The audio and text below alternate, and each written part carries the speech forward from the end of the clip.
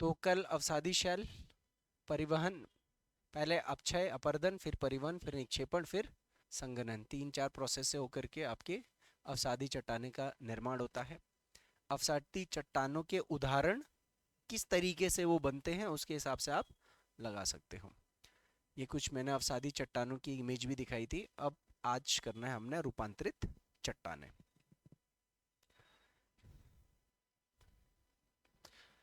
तो जैसा कि नाम ही है, ऐसी चट्टाने जिनके रूप में अंतरण हो गया है, यानी रूप में परिवर्तन हो गया है। तो इसका मतलब ऐसी जो चट्टाने होंगी पहले ही से ही कोई मूल चट्टान होगी, फिर मूल चट्टान होने के बाद ये किस प्रकार की चट्टान बन जाएगी, रूपांतरित चट्टान बन जाएगी।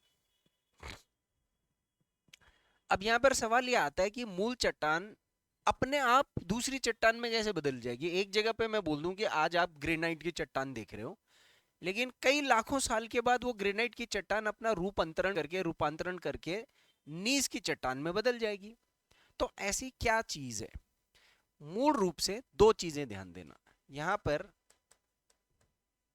जो भी भौतिक गुण होते हैं चट्टान के, वो सारा का सारा परिवर्तित हो जाता है, और उसके साथ साथ जो भी उसका जो भी उसकी रासायनिक संरचना है उसमें भी परिवर्तन आ जाता है। दो चीजों में चेंज आता है चट्टान के। भाई मैंने बोला एक चट्टान है, उसमें कैल्शियम है, मैग्नीशियम है, फास्फोरस है, इतनी इतनी मात्रा में, लेकिन एक समय के बाद ऐसा हुआ कि वो मात्रा में परिवर्तन हो गया है, तो इसको रासायनिक परिवर्तन बोलूंगा। और जब रासायनिक परिवर्तन होगा तो जाहिर सी बात है भौतिक परिवर्तन भी होगा ही होगा। तो रूपांतरण का मतलब तकनीकी रूप से, वैज्ञानिक रूप से भौतिक और रासायनिक संरचना दोनों में परिवर्तन हो गया। अब ये परिवर्तन कौन कर रहा है, मेन चीज, ये परिवर्तन कौन कर रहा है। तो इसके पीछे दो सबसे बड़ी चीज, दो तीन चीजें हैं लेकिन दो सबसे बड़ी चीज है, एक ताप और दूसरा दाब, और फिर उसके साथ साथ ऑब्वियसली समय। समय के साथ साथ चट्टानों की परतों में तापमान में वृद्धि होने के कारण, दाब में वृद्धि होने के कारण चट्टानों की तत्व आपस में रासायनिक प्रक्रिया से होकर के गुजरते हैं। और जब वो रासायनिक प्रक्रिया से होकर के गुजरेंगे तो जाहिर सी बात है कि रासायनिक तत्वों के संरचना में परिवर्तन आएगा और एक नया स्वरूप हमें देखने को मिलता है। एक उदाहरण के तौर पर अगर मैं एक छोटी सी चीज बोलूं, ये क्या है, एक पेड़ है। कल की डेट में ये पेड़ जो है ये खत्म हो जाएगा, इसकी भी एक लाइफ है ना। तो ये पेड़ खत्म हो जाएगा, खत्म, पेड़ की लाइफ खत्म हो गई। अब ये पेड़ धीरे धीरे करके क्या होने लग जाएगा, ये दबने लग जाएगा। धीरे धीरे इस पेड़ के नीचे ऊपर मिट्टी आ जाएगी। ये मिट्टी इसके ऊपर क्या करेगी, दबाव करेगी। अब ये जो पेड़ है ये मूल रूप से कार्बन, हाइड्रोजन, ऑक्सीजन वगैरह इन चीजों से बना हुआ है। कार्बन, हाइड्रोजन, ऑक्सीजन इन तत्वों से बना हुआ है, और इस पेड़ के अंदर कार्बन की मात्रा कुछ होगी, हाइड्रोजन, ऑक्सीजन, नाइट्रोजन की मात्रा कुछ होगी। धीरे धीरे ये जो पेड़ है अब वो क्या होने लग जाएगा, ठोस होने लग जाएगा, सड़ने लग जाएगा, अपना रूप परिवर्तित करेगा, और ये पेड़ जो है वो धीरे धीरे एक चट्टान का जैसा रूप धारण करना शुरू कर देगा, और मिट्टी, मलबा, बलबा, पानी, कई चीजों के साथ मिक्स हो जाएगा ना फिर तो। अब जैसे मैंने बोला ये जो पेड़ है ये बन गया है पीट, इसमें कार्बन है जो कि लगभग लगभग 40% कार्बन है। धीरे धीरे ये जो चट्टान है पीट वाला, ये और ताप दाब के कारण रूपांतरण होकर के ये बनेगा लिग्नाइट। इसमें कार्बन की मात्रा तो बढ़ गई है लेकिन बाकी चीजें कम हो गई है, क्योंकि जो बाकी पहले जो था वो बड़ा क्षेत्र था पेड़ का, अब संकुचित होकर के वो इतना हो गया, इसमें कार्बन 40%, बाकी ज्यादा।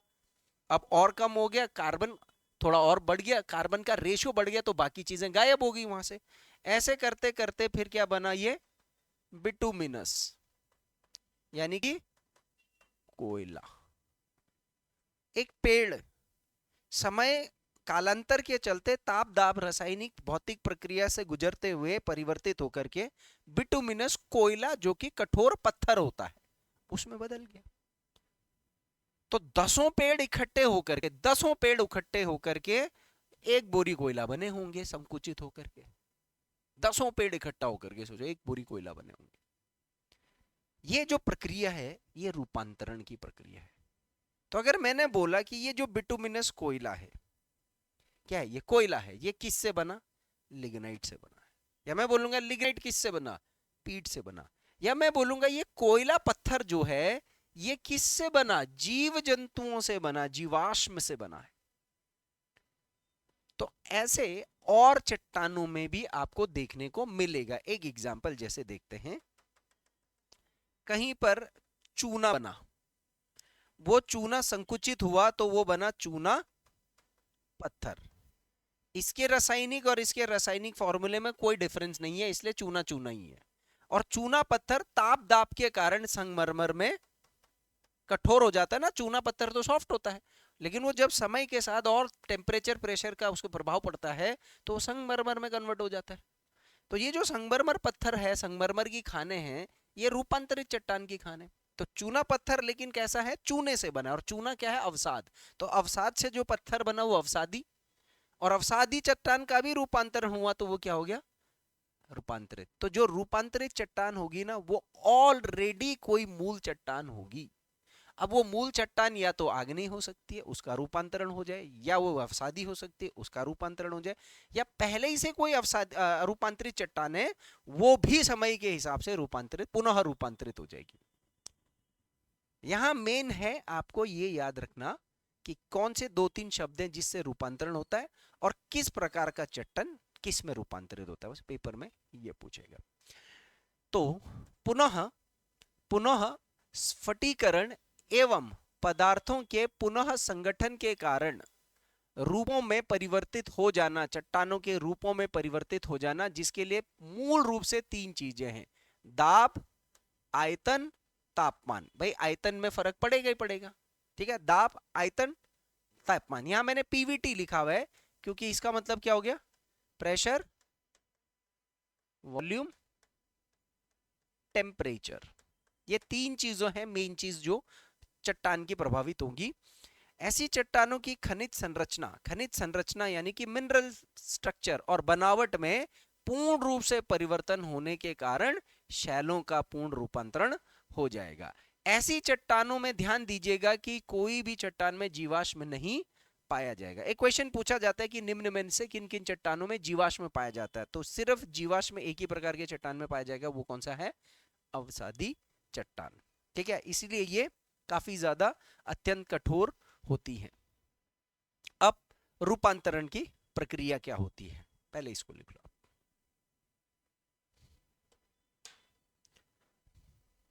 ध्यान देना इस पे पहले। हाँ देखो, एक तरीका, मैं आपको 2 तरीके से बताऊंगा रूपांतरण कैसे होता है। पहला हो गया तापीय रूपांतरण। तो ये इसमें क्या चीज प्रभावी होगी?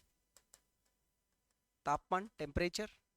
और दूसरा हो गया गतिशील रूपांतरण। गतिशील, तो गति में क्या चीज होगा? दाब, प्रेशर। एक में प्रेशर चेंज करेगा और एक में टेम्परेचर चेंज करेगा। तो जरा यहां पर देखते हैं कि तापमान किसी भी चट्टान का कैसे रूपांतरण करता है और इसका उदाहरण क्या है। जैसे यहां पर मैंने उदाहरण दे ही रखा है। तो रूपांतरण, ऐसा रूपांतरण तब होता है जब चट्टानों की खनिज संरचना अत्यधिक ताप के कारण परिवर्तित हो जाती है। तो जैसे मैंने बोला एक चट्टान के अंदर वही है, देखो कोई वाष्प भी है, मॉइस्चर भी है, तत्व भी है, टेम्परेचर है। तो वो जैसे जैसे सतह के नीचे कोई चीज जाएगी और उसके ऊपर कई सारे ये चट्टान आ जाएंगे धीरे धीरे, तो नीचे से जो भूताप ऊर्जा है, जियोथर्मल एनर्जी जिसे कहते हैं, उसके संपर्क में चट्टान आएंगे। चट्टानों के अणु उस टेम्परेचर को ग्रहण करेंगे, एटम्स हो गया, मॉलिक्यूल्स हो गया, और उस टेम्परेचर को ग्रहण करके फिर रासायनिक प्रक्रिया बनाएंगे। उस रासायनिक प्रक्रिया से क्या हो जाएगा? उन चट्टानों का केमिकल फॉर्मूला चेंज हो जाएगा। केमिकल फॉर्मूला चेंज हो जाएगा तो फिजिकल फॉर्मूला भी चेंज हो जाएगा और चट्टान रूपांतरित हो जाएगा। तो ये तो टेम्परेचर की वजह से। इस तरीके की प्रक्रिया सबसे ज्यादा जो हमारे समुद्र का नितल होता है, ओशन का जो बेसिन होता है, जमीन होती है ओशन की, वहां पर, क्योंकि उसके ऊपर भी तो क्रस्ट की चट्टान है ना, वहां पर सबसे ज्यादा रूपांतरण होता है ऐसा, ठीक है। इसको हाइड्रोलिक रूपांतरण भी बोलते हैं कई बार, वो अभी अगली स्लाइड में मैं दिखाऊंगा। और बाहर अगर देखना है तो जैसे चूना पत्थर हो गया, ये जो चूना पत्थर की पीछे आप ये परतें देख रहे हो ना, ये इतनी सारी है, देख रहे हो ऊपर से कहां तक जा रहा है, देखो ये जितना ज्यादा नीचे आएगा उतना ज्यादा, देखो आप एक, आपको इस चट्टान में ऊपर से नीचे क्या अंतर दिख रहा है बताओ? नीचे फिनिशिंग अच्छी है, ठोसपन है, साफ है रेसे, और ऊपर कम हो गया। कभी भी मार्बल देने जाओगे वो बोलेगा अरे ये रेसा, जो रेसा है वो क्या है? इम्प्योरिटी है, अशुद्धता है ना। जितने कम रेसे होंगे मार्बल में उतना ज्यादा शुद्धता दिखेगी। और रेसे भी कैसे? अरे ये ग्रीन है तो बोलेगा ये क्वार्ट्ज है, क्योंकि चूना पत्थर के साथ क्वार्ट्ज भी रहा होगा, कहीं पर कोई और तत्व भी रहा होगा, एम्फीबोल रहा होगा, कहीं पर फेल्ड्सपार रहे होगा। अलग अलग टाइप के तत्व होते हैं ना इस तरीके के। तो आप देख लो यहाँ चूरा चूरा ज्यादा है, अनियमितता ज्यादा है, जैसे जैसे खान खोदी तो सॉफ्ट है। ये है असली, ये यही तो क्वालिटी होती है मार्बल की। हम मार्केट में आपको ये मार्बल भी दिखेगा और इसी का ये वाला रूप भी दिखेगा, दोनों एक ही खान से निकाला गया है, लेकिन डिफरेंस क्या है? क्वालिटी में। क्वालिटी जितना अंदर जाएगा उतना ज्यादा शाइन और पॉलिश भी होगा। इटालियन मार्बल सबसे नीचे, ठीक है, उतना ज्यादा शाइनिंग और पॉलिश जैसे जैसे आप नीचे जाओगे, लास्ट वाली जो खाइन वो होंगी वो। ये तो हो गया तापीय। तो चूना पत्थर यानी लाइमस्टोन का रूपांतरण होकर के संगमरमर ठीक इसी प्रक्रिया से होता है। अब बात करते हैं दाब द्वारा रूपांतरित चट्टान। तो ऐसा पत्थर जो बहुत सालों से उसके ऊपर एक जो भी पत्थर के क्रिस्टल होंगे, तो नीचे का जो क्रिस्टल है ऊपर के क्रिस्टल से प्रेशर ले रहा होगा, झेल रहा होगा, और बहुत टाइम के बाद वो धीरे धीरे धीरे जो नीचे का क्रिस्टल है वो परिवर्तित हो रहा होगा, अपने आप में अंदर से परिवर्तित हो रहा होगा। तो दाब के कारण शैलों की जो खनिज संरचना है, मेन चीज क्या चेंज हो रही है दोनों में? मिनरल जो कंपोजिशन होता है, खनिज संरचना, और उसकी बनावट में परिवर्तन हो जाता है। इसका एग्जाम्पल लो, ग्रेनाइट। ग्रेनाइट किससे रूपांतरित हो रहा है यहाँ पर? नीस। अब ध्यान देना, पीसीएस में ये कोई नहीं पूछेगा कि ये वाला ये कीवर्ड यूज कर सकता है सवाल में या कहीं पर। पीसीएस में क्वेश्चन सिर्फ पूछेगा ग्रेनाइट किस में रूपांतरित होता है, या फिर उदाहरण चूना पत्थर किस में रूपांतरित होता है? मार्बल में। ठीक है, तो जैसे मैंने यहाँ पर एग्जांपल दे रखे हैं, यहाँ पर देखो ग्रेनाइट किस में कन्वर्ट हुआ? नीस में। चूना पत्थर किस में कन्वर्ट हुआ? संगमरमर में। ये लिस्ट तो चलो मैं समझा के आपको बोलूंगा पेपर में यही आएगा भाई, इसको याद कर लेना। लेकिन जो ये पेपर में आ रहा है, अगर आपको थोड़ा पता हो मेन मेन चट्टान का, तो उससे थोड़ा सा कॉन्सेप्ट में लिंक होता है, तो एग्जाम्पल ईजी हो जाता है आंसर मार्क करने के लिए। तो ये तो हो गए दो तरीके से रूपांतरण कैसे होता है। अब समुद्र के नितल की जो चट्टानें हैं, मूल रूप से उनका रूपांतरण कैसे होता है वो इसकी अगली स्लाइड में। जैसे देखो यहां पर दिख रहा है, देखो ये चट्टान की परत है, एक एग्जाम्पल है, इसमें पानी मत डालो दिमाग में, क्योंकि ये तो पानी के अंदर हो रहा है, पर ऐसा सिस्टम बाहर भी होता है। ये चट्टान है, ठीक है, चट्टानों के बीच में गैप्स होते हैं थोड़े बहुत।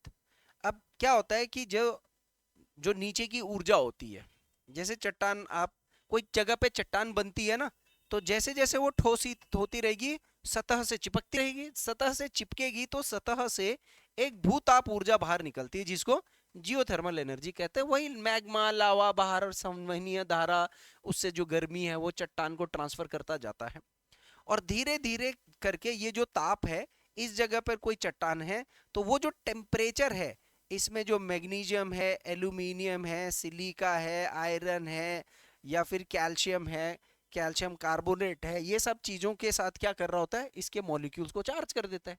और इसके मॉलिक्यूल चार्ज करेंगे तो इधर का इधर भागेगा, इधर का उधर भागेगा, तो ये मॉलिक्यूल्स आपस में रिएक्ट करते हैं और उसके बाद इसकी संरचना को बदल देते हैं। तो यहाँ पर कहने का मतलब ये है कि ये देखो परिवर्तन क्या हो रहा है, दोनों प्रकार के उसमें परिवर्तन हो रहा है। ये आप मेरी लैंग्वेज यहाँ पर अगर आप देखो तो मैं दोनों जगह पर क्या परिवर्तन कर रहा हूँ? खनिज संरचना। और इसीलिए शुरू में मैंने आपको खनिज क्या होता है वो भी बताया था। खनिज तत्वों से मिलकर के निर्मित होता है, जैसे Fe2Al3O4 ऐसे करके फेल्ड्स्पार एक खनिज तत्व, माइका खनिज तत्व, क्वार्ट्ज खनिज तत्व, फेरस खनिज तत्व। तो ये इन्हीं के उसमें परिवर्तन हो जाएगा। जैसे FeO2 है, Fe2O3 है, एक फेरस है एक फेरिक है। अंतर है ना मॉलिक्यूल्स में, दोनों में। एक में आयरन का एक मॉलिक्यूल है, ऑक्सीजन का 2 मॉलिक्यूल है, और Fe2O3 में आयरन के 2 मॉलिक्यूल है और ऑक्सीजन के 3 मॉलिक्यूल है। अब ये दूसरा तीसरा कहां से मिल गया? गर्मी के कारण दूसरा कहीं से मॉलिक्यूल आ गया उसकी तरफ रिएक्ट करके। तो ये है आपका ताप वाला, और ये वाला हो गया दाब वाला।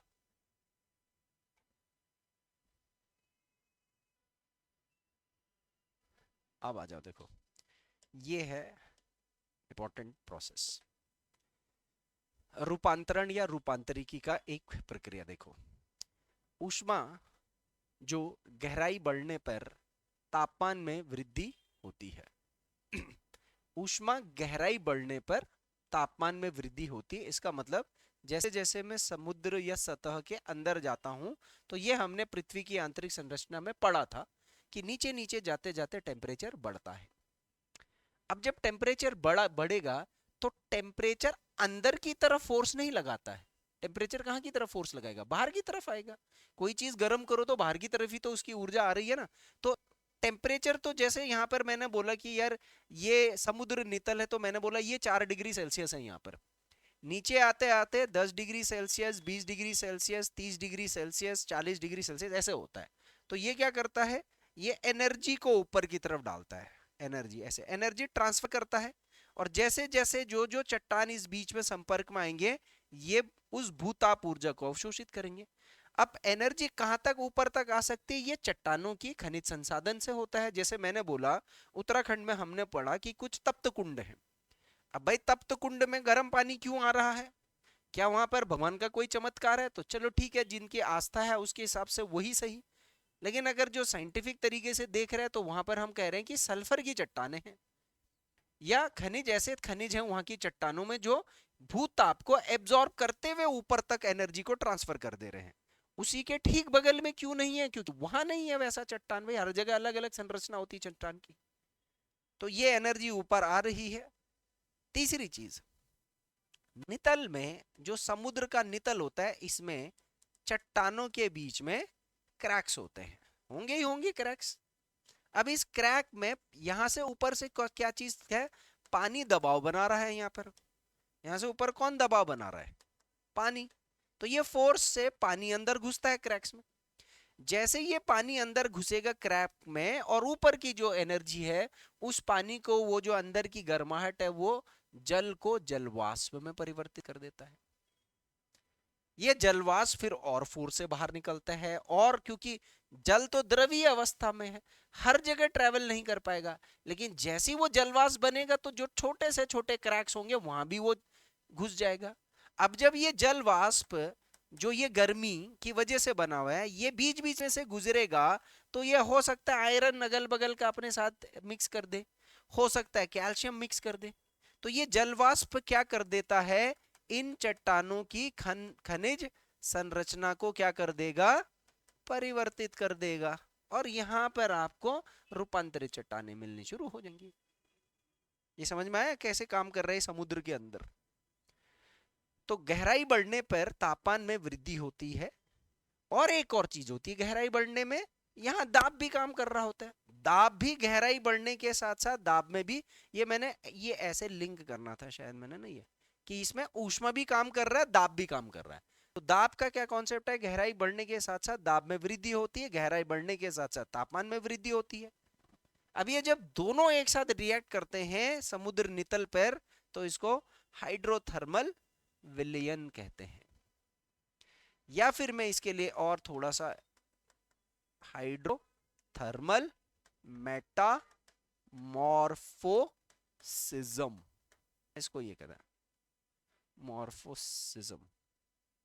इसमें क्या हो रहा है कि जो मैग्मा में उपस्थित भाप यानी H2O शैलों के साथ अभिक्रिया करता है और उन पर खनिज का निक्षेपण करती है, जिससे शैलों का स्वरूप बदल जाता है। और जहां शैलों का स्वरूप बदल जाता है, इसी कॉन्सेप्ट को क्या कहते हैं? रूपांतरण या रूपांतरित चट्टान। लॉजिक समझ में आया? इसको लिख लो। उसके बाद जो मेन, अब एग्जाम्पल पढ़ने हैं रूपांतरण चट्टानों के प्रकार। अब इसके प्रकार कैसे देखने हैं? आग्नेय से कौन सी रूपांतरित चट्टानें बनी हैं? तो एक तरफ यहाँ पर कौन सी चट्टान होगी? आग्नेय, और दूसरी तरफ यहाँ पर कौन सी चट्टान होगी? रूपांतरित। एक कॉन्सेप्ट ये है। फिर उसके बाद अवसादी से रूपांतरित चट्टानें कैसे कौन कौन सी बनती है? तो यहाँ पर आग्नेय, यहाँ पर अवसादी, और यहाँ पर रूपांतरण से रूपांतरित, यानी ये भी रूपांतरण का एग्जाम है, ये भी रूपांतरण का एग्जाम्पल है। तो सबसे पहले आग्नेय चट्टान में सबसे कॉमन आग्नेय चट्टान जो पृथ्वी पर है, पृथ्वी की सतह में खास तौर पर, वो ग्रेनाइट है। तो ग्रेनाइट कन्वर्ट होती है नाइस, या नीस भी लिख सकते हो आप, वैसे नाइस इनको इंग्लिश में भी लिख लेना। ग्रेनाइट कन्वर्ट होता है नीस, जी साइलेंट है, ठीक है। बेसाल्ट ये कन्वर्ट होता है शिस्ट में। तो शिस्ट किस प्रकार का उदाहरण है? रूपांतरित। नीस किस प्रकार का उदाहरण है? रूपांतरित। फिर उसके बाद पीछे हमने गैब्रो पढ़ा था। गैब्रो ये कन्वर्ट होता है सरपेंटाइट में। सरपेंटाइट, ठीक है। Granite gneiss. अच्छा, इसमें से मैं आपको बता दूं, ये दो, इसको वेरी वेरी इंपॉर्टेंट कर देना। पहले ग्रेनाइट और बेसाल्ट। ग्रेनाइट नीस में कन्वर्ट होता है, जी से ग्रेनाइट, जी से नीस, और बेसाल्ट शिस्ट में कन्वर्ट होता है, ठीक है। अब अवसादी आते हैं, ये भी हर जगह पूछा जाएगा, इंपॉर्टेंट। ये चूना पत्थर किस में कन्वर्ट होगा? संगमरमर में। इसको याद रखना इतना मुश्किल नहीं है। जैसे आपने कई बार देखा ना, मार्बल की घिसाई होती है, क्या निकल रहा होता है? चूना ही तो निकल रहा होता है। दूसरा बलुआ पत्थर, इसको क्या बोलते हैं? सैंडस्टोन। ये किस में कन्वर्ट होता है? क्वार्टजाइट में। क्वार्टजाइट में, ठीक है। अच्छा, एक मैं आपको इंपॉर्टेंट चीज बता रहा हूँ, कुछ कुछ लेवल के पेपर में ये आता है, जैसे यूपीएससी तो पूछता है ऐसे, पीसीएस में उतना मुझे लगता नहीं है। ध्यान देना, एक होता है क्वार्ट्ज, ठीक है, और एक होता है क्वार्टजाइट। अगर मैं बोलूं कि क्वार्ट्ज एक मिनरल है, यानी कि खनिज है, और क्वार्टजाइट एक रॉक है, यानी कि चट्टान है, तो इन दोनों में अंतर है? अंतर है। खनिज जो, मिनरल जो होता है वो छोटा रूप है, और चट्टान एक बड़ा रूप है। तो ध्यान देना, अगर वो बोलता है कि भाई बलुआ पत्थर क्वार्ट्ज में कन्वर्ट होते, नहीं, बलुआ पत्थर में क्वार्ट्ज वाला खनिज होगा, समझ रहे हो? इसमें खनिज होगा क्वार्ट्ज वाला, इसमें भी क्वार्ट्ज है, लेकिन ये पत्थर है, तो ये रूपांतरित हो गया। तो क्वार्ट्ज और क्वार्टजाइट में कभी कभी कंफ्यूजन भी होता है। इंपॉर्टेंट है ये भी, ठीक है, ये भी इंपॉर्टेंट है। उसके बाद आता है शेल। शेल कन्वर्ट होता है शिस्ट में। अब ध्यान देना, यहां पर ये शिस्ट है, ये शिस्ट है, और यहां भी एक शिस्ट है, ठीक है। तो ये जो शिस्ट पत्थर है ना, रूपांतरित है, तो रूपांतरित यहां भी, वहां भी, वहां भी, तो शिस्ट रूपांतरित है, ये तो वैसे ही पता लग जाएगा। हाँ, यूपीएससी के पॉइंट ऑफ व्यू से मैं बता रहा हूँ, शिस्ट एक ऐसा पत्थर है जो अवसादी से भी बन रहा है, आग्नेय से भी बन रहा है, और रूपांतरित से भी बन रहा है। देख रहे हो कितनी विचित्र विचित्रता है इसकी। ये बेसाल्ट से भी बन रहा है, ये शेल से भी बन रहा है, और ये फाइलाइट से भी बन रहा है। उसके बाद आता है मृतिका। मृतिका किसको कहते हैं? क्ले। क्ले से बनती है स्लेट, चिकनी मिट्टी से स्लेट। कोयला, कोयला से क्या बनता है? Graphite, important. और कुछ कुछ जगह पर कोयला, कोयला से क्या बनता है? हीरा भी बनता है, ठीक है।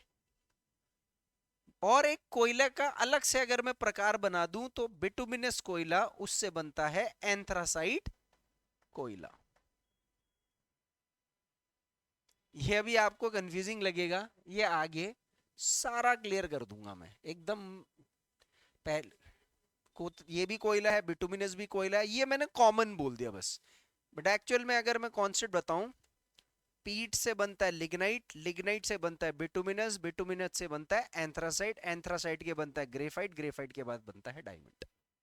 डायमंड क्या है? 100% कार्बन। कार्बन की मात्रा, कार्बन की मात्रा जैसे जैसे कम होती जाएगी, वैसे वैसे ये क्या है?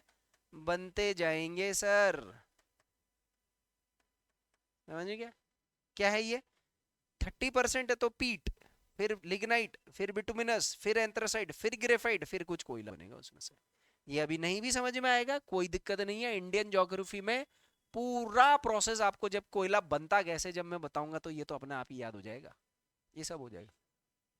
हाँ जी से नी से, ये नहीं नहीं ये ग्रेफाइट है, ये यहाँ देखो यहाँ बनना ना, देखो यहाँ पर मैंने कोयले से ग्रेफाइट भी बनाया और कोयला से हीरा भी बनाया है, बिटुमिनस कोयला से एंथ्रासाइट भी बनाया है। तो ये केवल लिखने के तरीके हैं अलग अलग, बाकी इसका प्रोसेस यहाँ पर होता है। सबसे पहले जीवाश्म में पीट में कन्वर्ट होता है, फिर लिग्नाइट बनता है, फिर बिटुमिनस बनता है, फिर एंथ्रासाइट बनता है, फिर उसमें से कुछ ग्रेफाइट बनेगा, सब नहीं, और उसमें से कुछ जगह पर डायमंड बनेगा, सब नहीं।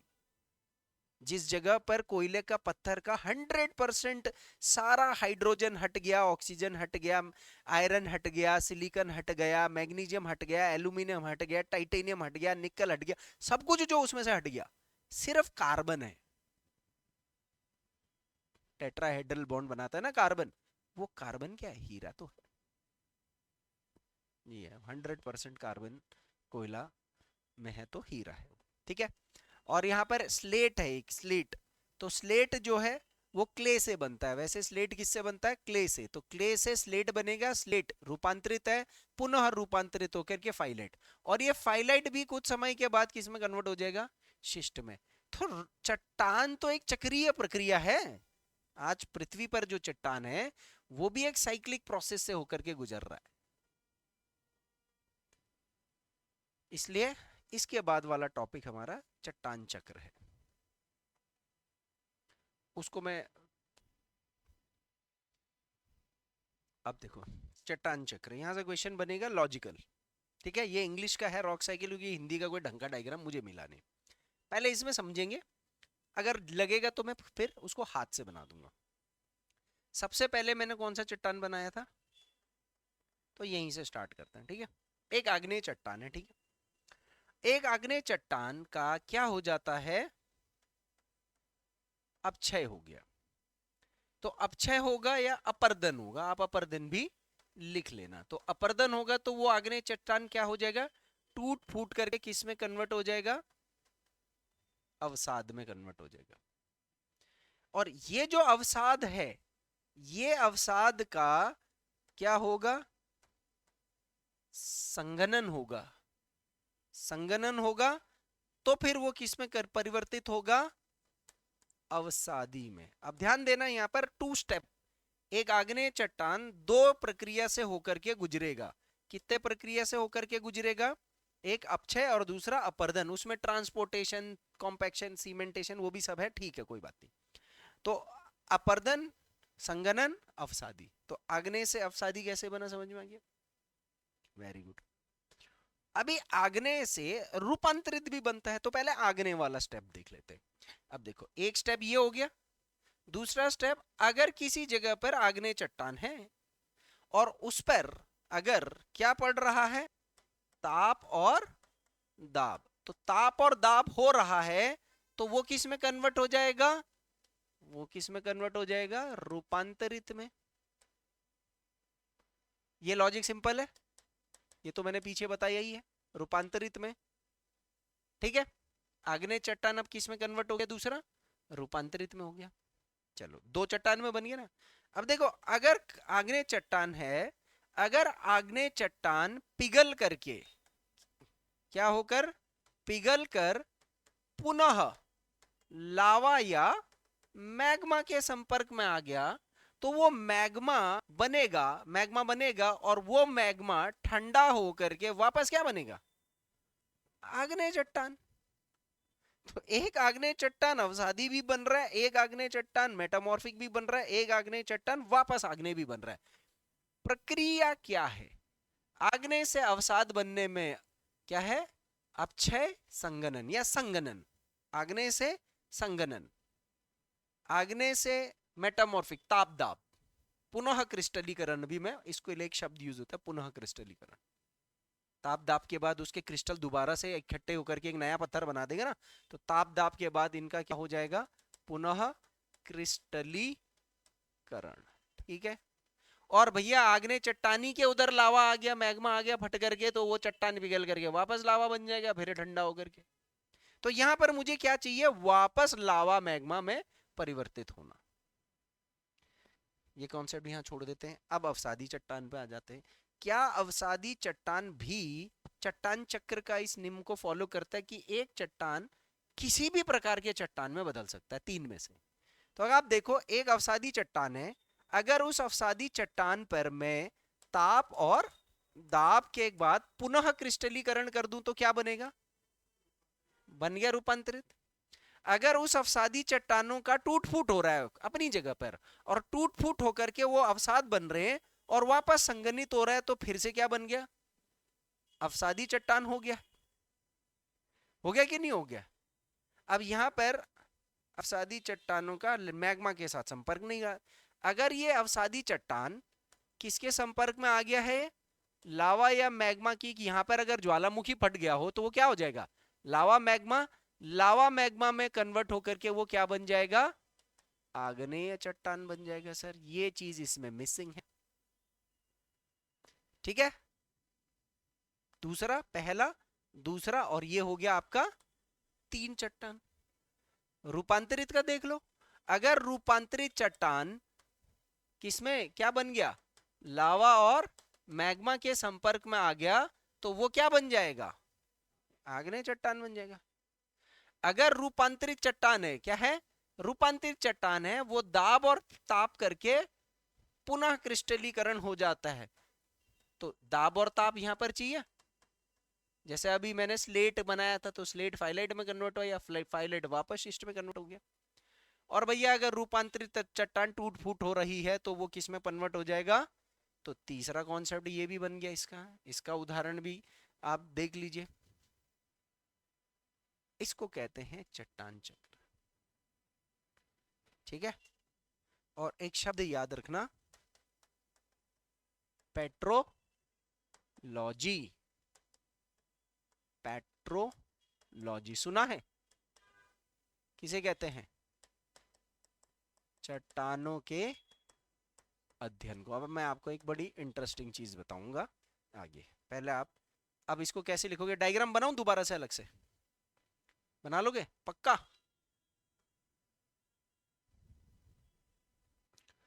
नीचे लिखना पेट्रोलॉजी, इसको कहते हैं चट्टानों का अध्ययन। थोड़ा सा आगे आपको मैं एक चीज बताता हूं।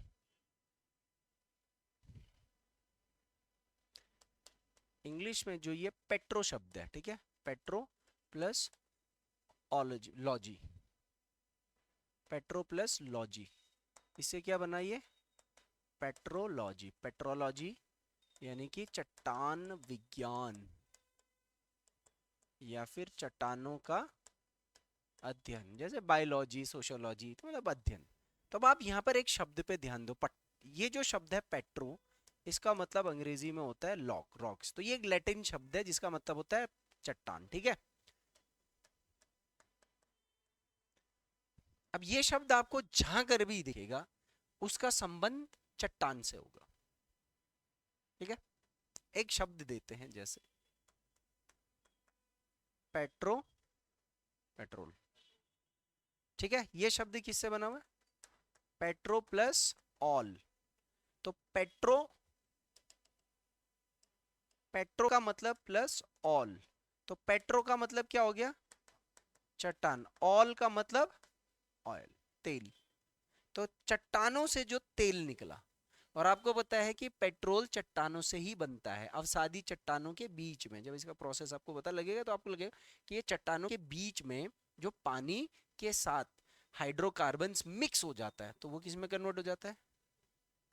आपने अभी बोला पेट्रो केमिकल्स। तो पेट्रोकेमिकल क्या होता है? चट्टानों से जो केमिकल निकला। तो चट्टान से जो केमिकल निकला, जो चट्टान से जो भी केमिकल निकलता है, तो सबसे मूल केमिकल तो क्रूड ऑयल होता है। और इस क्रूड ऑयल को जब आप क्या करते हो? छटनी करते हो, इसको क्या करते हो? फिल्टर करते हो। किसमें फिल्टर करते हो? रिफाइनरी में, तेल की जो रिफाइनरी लगी होती है। तो इससे क्या क्या निकलता है? पेट्रोल इसी से निकला, डीजल इसी से निकला, केरोसिन इसी से निकला, वैक्स इसी से निकला, ठीक है। और आपका जो ग्रीस है या लुब्रिकेटिंग ऑयल जिसे कहते हैं, ये इसी से निकला। सबसे कॉमन चीज एलपीजी गैस, हाइड्रो ये जेट फ्यूल, 9-10 प्रोडक्ट निकलते हैं मिनिमम इससे। इसको निकालने की जो विज्ञान है या सिस्टम है उसको हम पेट्रोकेमिकल बोलते हैं। जैसे रिलायंस पेट्रोकेमिकल, क्या है रिलायंस का काम? तेल निकाल के छाट करके अलग अलग प्रोडक्ट करके बेचना। तो ये पेट्रो शब्द जहां जहां भी होगा समझ लेना इसका मतलब क्या होता है, चट्टान। ठीक है, तो ये है हमारा चट्टान का टॉपिक। अब हम इसके बाद जो टॉपिक पढ़ेंगे वो पढ़ेंगे बल। मैं इसका एक ओवरव्यू देता हूँ आपको, एक छोटा सा एक मैप मैं देता हूँ कि अब आगे क्या करना है हमने। तो हमने अब आगे इसके आगे पढ़ना है पृथ्वी पर लगने वाले बल, क्योंकि अब सारा इसी से होगा। और ये दो टाइप का पढ़ेंगे हम, एक अंतर्जात बल और दूसरा बहिर्जात बल। ठीक है, ये पढ़ना है अब हमने। इसके बाद इस अंतर्जात बल के, अभी चार्ट मत बना, मतलब ये पढ़ना है हमने। अंतर्जात बल के अंदर दो तरीके के बल पढ़ेंगे हम, एक आकस्मिक और दूसरा पटल विरूपणीय, मैंने धीरे धीरे जो लगता है। आकस्मिक में दो टॉपिक पढ़ने हैं, भूकंप, ज्वालामुखी। ठीक है, जैसे माना बात, अगर मैं यहां पर बोलूं, एक हो गया आपका आकस्मिक और दूसरा हो गया आपका दीर्घ, यानी कि इसको कहते हैं पटल विरूपणीय, विरूपणीय डायस्ट्रॉफिक। ठीक है, इसको कहते हैं सडन फोर्स और इसको कहते हैं डायस्ट्रॉफिक फोर्स, डायस्ट्रॉफिक। सडन में दो कॉन्सेप्ट हैं। ठीक है, अब टॉपिक कौन सा पढ़ाऊंगा मैं नेक्स्ट, एक होगा भूकंप और दूसरा होगा ज्वालामुखी। तो यहां से बहुत सारे क्वेश्चन बनते हैं, दोनों से क्वेश्चन बनेंगे। और ये क्वेश्चन ज्वालामुखी वाला, सॉरी भूकंप वाला उत्तराखंड तक लिंक होगा, आपदा आपदा तक। ठीक है, तो यहाँ का कॉन्सेप्ट इंपॉर्टेंट है, ये आपके लिए आगे तक आएगा। ये जब हो जाएगा तब फिर मैं इसके अंतर्गत आऊंगा दीर्घ डायस्ट्रॉफिक में। और ये हम दिशा के आधार पर पढ़ेंगे, किसके आधार पर? दिशा के आधार पर। दिशा के आधार का मतलब यहां पर कुछ लंबवत होगा और कुछ क्षैतिज दिशा में होगा। तो यहाँ के कॉन्सेप्ट आपको आगे पर्वत निर्माण, पठार कैसे बनते हैं, वहां पे कुछ शब्दावलियां समझाऊंगा मैं, जो आगे दोबारा करा रहा हूंगा मैं। बट क्योंकि कॉन्सेप्चुअल कोर्स चल रहा है तो थोड़ा सा लिंक कराऊंगा मैं। यहाँ पर आगे देखना है, यहाँ पर वलन क्या होता है, जैसे फोल्डिंग मोल्डिंग वगैरह सब, रिफ्ट क्या होता है, ब्रंच क्या होता है, ये सब मैं यहाँ पर एक्सप्लेन कर दूंगा, शुरू कर दूंगा। फिर इंडियन ज्योग्राफी के भी कुछ एग्जांपल दूंगा, वर्ल्ड ज्योग्राफी के। तो यहाँ से आगे अब आपके इंडियन और वर्ल्ड ज्योग्राफी दोनों शुरू हो जाएगी, क्योंकि हर कॉन्सेप्ट में उदाहरण मुझे देना पड़ेगा। तो आपका आधा वर्ल्ड ज्योग्राफी यही फिजिकल में कवर कराऊंगा, और इंडियन ज्योग्राफी भी काफी कुछ मैं यही कवर करा रहा हूँ। फिर उसके बाद हम आएंगे बहिर्जात बल। तो जो ये बहिर्जात बल है, यहां पर हमने बहिर्जात बल के कुछ कुछ प्रक्रम पढ़ने हैं। क्या पढ़ने हैं? प्रक्रम। तो इसमें हम जैसे जल, जल में हम पढ़ेंगे, जल तीन प्रकार के होते हैं, तो इसमें हम नदी पढ़ेंगे, नदी। उसके बाद भूमिगत जल पढ़ेंगे। तीसरा इसमें आएगा समुद्री लहरें। ठीक है, समुद्री लहरें। ये तीन चीजें किससे रिलेटेड हो गई? जल जब एक बल के तौर पर बाहर से सतह पर काम करके चट्टानों को परिवर्तित कर रहा होगा। उसके बाद आएगा इसके अंतर्गत पवन, पवन। और उसके बाद आएगा इसके अंतर्गत हिमानी। ठीक है, तो अब देखो कोर्स कैसे जाएगा। पहले हम अंतर्जात बल क्या होता है इसको पढ़ेंगे, कितने प्रकार के होते हैं इसको समझेंगे थोड़ा। उसके बाद ये टॉपिक पकड़ेंगे, फिर ये टॉपिक पकड़ेंगे, और इनसे थोड़ी बहुत स्थलाकृति, यहाँ भूकंप ज्वालामुखी में तो ज्वालामुखी पर्वत पढ़ेंगे हम। ठीक है, उसके बाद हम ये पढ़ेंगे, लंबवत बल, क्षैतिज बल, ये टॉपिक यहां पर खत्म हो जाएगा। उसके बाद अंतर्जत बल द्वारा निर्मित स्थलाकृति। तो ये पढ़ने के बाद अंतर्जत क्योंकि जियोमॉर्फोलॉजी पढ़ रहे ना हम, तो जियोमॉर्फोलॉजी के मतलब स्थलाकृतियां, तो अब स्थलाकृति भी तो पढ़नी है ना। तो पर्वत प्रकार, पठार प्रकार, ठीक है, पर्वत पठार मैदान, 3 मेन चीजें होती हैं इसमें। मैं आपको झील और लेक भी कराऊंगा एक्स्ट्रा अलग से, मरुस्थल और लेक भी कराऊंगा मैं इसमें, ठीक है। तो 5 स्थलाकृतियां यहाँ पढ़ेंगे। उसके बाद आएगा फिर बहिर्जात बल। तो पहले मैं ये पढ़ाऊंगा कि बहिर्जात बल के क्या क्या प्रकार होते हैं। तो कुछ शब्दावली, अपघर्षण, सन्निघर्षण, ऐसे करके घोलन वोलन ये सब। और उसके बाद बहिर्जात बल द्वारा निर्मित स्थलाकृति। तो नदी द्वारा निर्मित स्थलाकृति, घाटी, जलप्रपात, जलोढ़ पंख, जलोढ़ शंकु, डेल्टा, ये सब नदी से बन रहा है ना ये सब।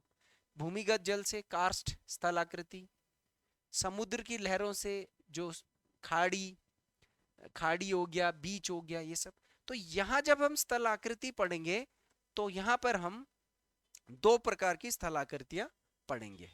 एक अपर्दन, अपर्दनात्मक, और दूसरी निक्षेपात्मक। कौन सी अपर्दन से बन रही है और कौन सी निक्षेपण से बन रही है। जैसे मैदान है, ये जो जलोढ़ मैदान है वो निक्षेपण है, नदी द्वारा निक्षेपण, ठीक है। और एक पेनीप्लेन है, वो नदी के अपर्दन से बनता है, पेनीप्लेन। तो फर्क आ गया। या घाटी देख लो, ये नदी के अपर्दन से बनता है। जलप्रपात नदी के अपर्दन से बनता है। ऐसा मैं मतलब एग्जाम्पल बता रहा हूँ कि यहाँ पर हमने अपक्षय भी पढ़ना है, अपर्दन भी पढ़ना है। तो ये है जियोमॉर्फोलॉजी असली जो आपकी इसके बाद शुरू होगी। इसमें एग्जाम्पल्स आपके यूज होंगे सारे इंडिया और वर्ल्ड ज्योग्राफी के। तो इसको हम अगली क्लास में स्टार्ट करेंगे।